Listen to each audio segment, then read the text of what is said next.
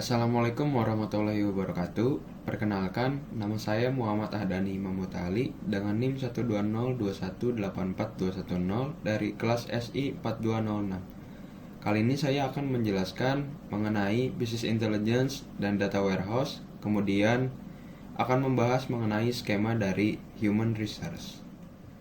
Definisi Business Intelligence. Business Intelligence adalah sebuah proses bisnis berbasis teknologi yang dibuat secara khusus agar dapat menganalisa data bisnis serta menyajikan data tersebut sebagai bentuk informasi yang mudah dipahami dan memiliki data yang akurat, sehingga kita bisa membuat keputusan bisnis yang lebih baik.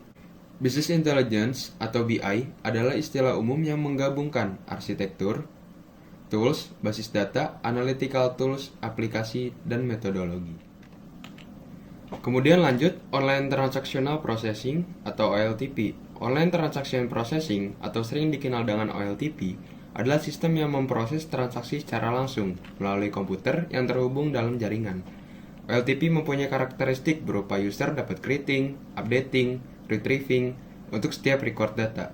OLTP sangat optimal untuk updating data. Mari kita lihat gambar di samping. Gambar di samping adalah data jumlah PT Telkom Indonesia. Pada bulan Januari, hampir memiliki 4.000 customer.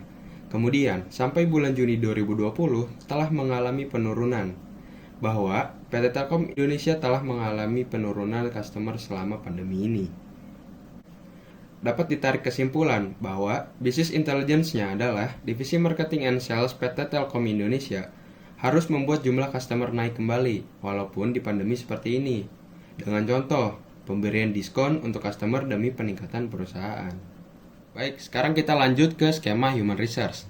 Di dalam skema Human Research ini, terdapat beberapa tabel IRD yang terdiri dari departemen atau divisi, kemudian adanya Employee Department History, yang dimana untuk melihat job desk apa yang dikerjakan di divisi tersebut.